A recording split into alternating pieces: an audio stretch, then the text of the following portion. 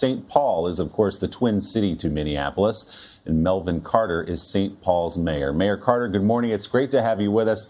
You have a unique and important voice, I think, in this national and what's become an international conversation, given the fact that you are St. Paul's first African-American mayor, also the son of a St. Paul police officer who served for some 30 years there. How have you tried to bridge that divide between the African-American community in St. Paul and the police department? A conversation I know that for you didn't start 10 days ago with the death of George Floyd, but probably has been ongoing inside even your own family.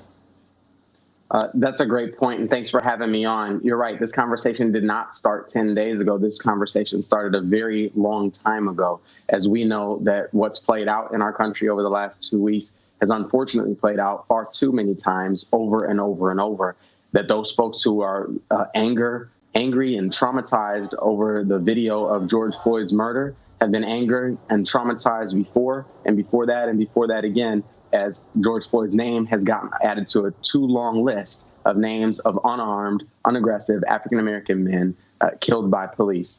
The thing is, for me, there's no divide. I grew up in that household, as you mentioned, and would see my father.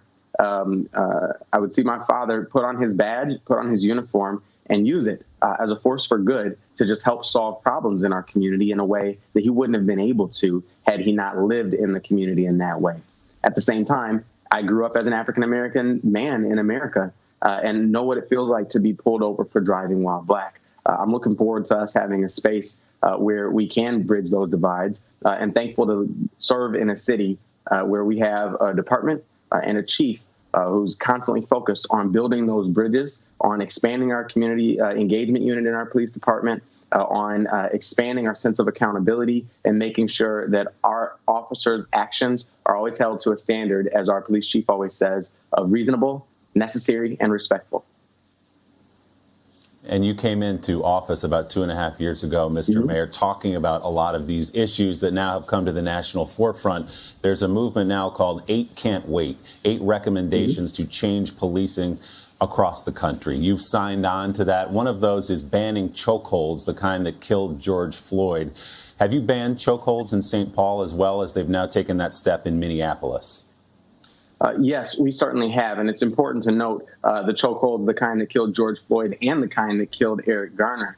The fact that if I tell you about the African-American man, unarmed, unaggressive, who was killed by police while crying, "I can't breathe," I'd have to clarify for you who I was talking about, whether I was talking about George Floyd or Eric Garner. That speaks volumes. So yes, we actually have banned chokeholds for quite some time now. We have a list of uses of force that are acceptable, and chokeholds have never been on that list. Or chokeholds haven't been on that list for quite some time. We don't train on it. We don't accept it.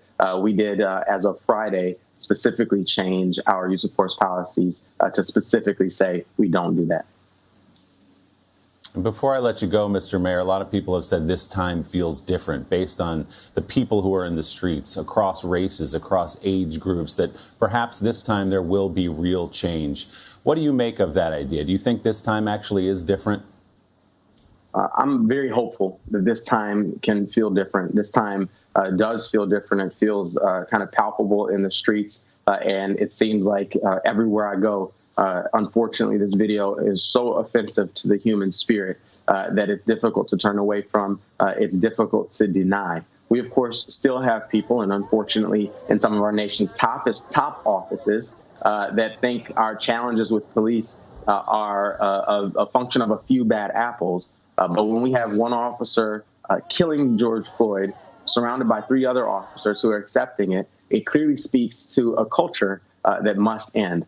The people out in the streets right now, the people in our community who are frustrated and fed up, I've been calling for peace but not patience, which is to say, let's channel this energy into building a different future. Let's channel this energy into changing that culture. Let's channel this energy into destructing and dismantling the legal precedents, the legislation, the police union contracts that make it so difficult for officers to be held accountable when something like this happens. And if we do, I think we'll find this is the exact same energy that built our country, that abolished slavery, that saw us through civil rights. And this is the energy that's going to carry us through to the next chapter. A lot of people hope you're right about that. Mayor Melvin Carter of St. Paul, Minnesota, as I say, such an important voice in this big conversation. Thank you for your time this morning, Mr. Mayor. We appreciate it. Thank you.